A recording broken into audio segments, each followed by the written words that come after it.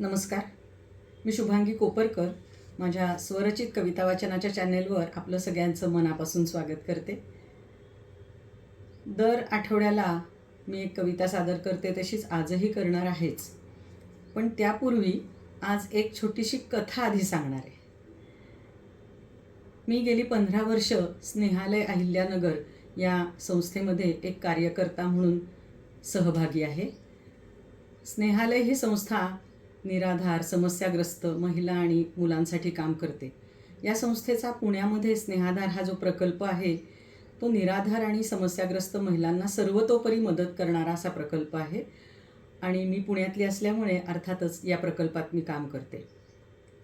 आमच्याकडे ज्या अनेक प्रकारच्या समस्या घेऊन महिला आणि तरुण मुली येतात त्यापैकी एक प्रकार म्हणजे अनाथालयात किंवा बालगृहात लहानाच्या मोठ्या झालेल्या मुली 18 पूर्ण झाल्यानंतर बालगृहातून त्यांना बाहेर पडावं लागतं.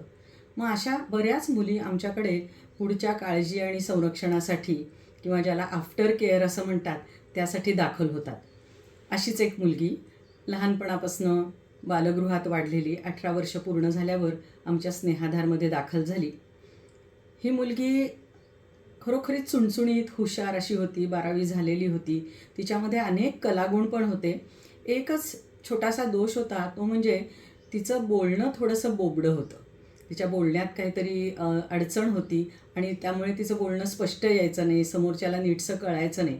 खरं तर तांत्रिक दोष काय होता ह्यामध्ये आम्हाला फारसं माहिती नव्हतं, पण आपण बोबडं बोलतो, आपलं बोलणं नीट कळत नाही ह्याचा न्यूनगंड तिच्यामध्ये होता आणि त्यामुळे ते आणखीच जरासं दोष झालं होतं बोलणं.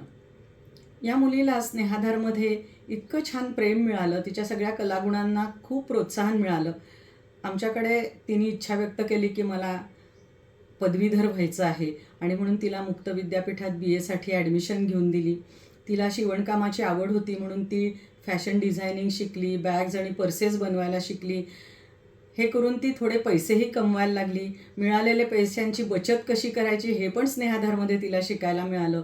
आणि ह्या सगळ्यामुळे गंमत अशी झाली की तिच्यातला जसा जसा आत्मविश्वास वाढत गेला ना तसं तिच्या बोलण्यामध्ये पण सुधारणा होत गेली आणि आता पूर्णपणे जरी नाही तरी तिचं बोलणं खूपसं सुधारलेलं आहे. अशा ज्या अनाथ मुली असतात त्यांचं खऱ्या अर्थाने पुनर्वसन फक्त स्वतःच्या पायावर उभं राहिल्यामुळे होत नाही, तर त्यांना एक स्वतःचा परिवार मिळणं, स्वतःची प्रेमाची माणसं मिळणं यामुळे त्यांचं पुनर्वसन होणार असतं. आणि ही जाणीव आम्हाला नक्की असल्यामुळे अशा मुलींचे विवाह करून देणं हे देखील स्नेहालय या संस्थेचं मोठं कार्य असतं. आणि असंच या मुलीचा नुकताच 21 डिसेंबरला स्नेहालयमध्ये अत्यंत थाटामाटात विवाह पार पडला. तिला एक अतिशय छान जोडीदार मिळालेला आहे. तिला स्वतःचा परिवार आत्ता मिळालेला आहे. तर अशी ही आमच्या स्नेहाधार प्रकल्पाची सक्सेस स्टोरी. आता हे सक्सेस वगैरे सगळं आनंददायक असलं तरी आमची कन्या सासरी जाणार म्हटल्यानंतर आमचं मन, आमचा जीव, आमचं काळीज कातर कातर झालं नसेल तरच नवल. तर ती जेव्हा सासरी निघाली तेव्हा मनात आलेले विचार मी एका कवितेतून व्यक्त केलेत. ती कविता मी आज आपल्यासमोर सादर करते. पाठवणीची कविता आहे. अष्टाक्षरी या आकृतिबंधातली ऐकवते. पोर निघाली सासरी, पाय अडे उंबऱ्यात, काळजात कासाविशी, स्वप्न भिजल्या डोळ्यात.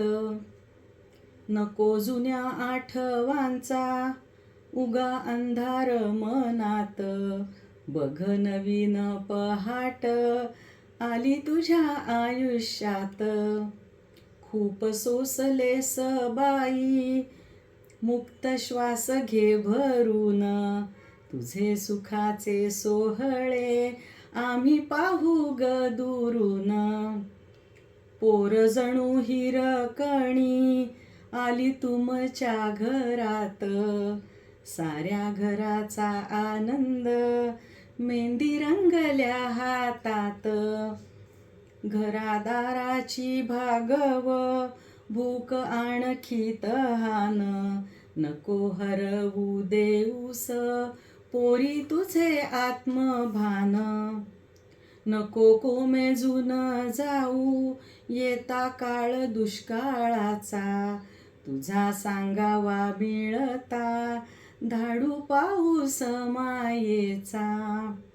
एका एका पाकळीने तुझे जीवन फुलावे, तुझ्या भरल्या अंगणी बीज प्रेमाचे रुजावे, तुझ्या भरल्या अंगणी बीज प्रेमाचे रुजावे.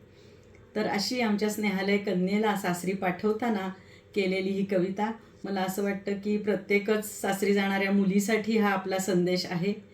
कशी वाटली जरूर सांगा. चॅनेलला लाईक करा, सबस्क्राईब करा, शेअर करा. धन्यवाद.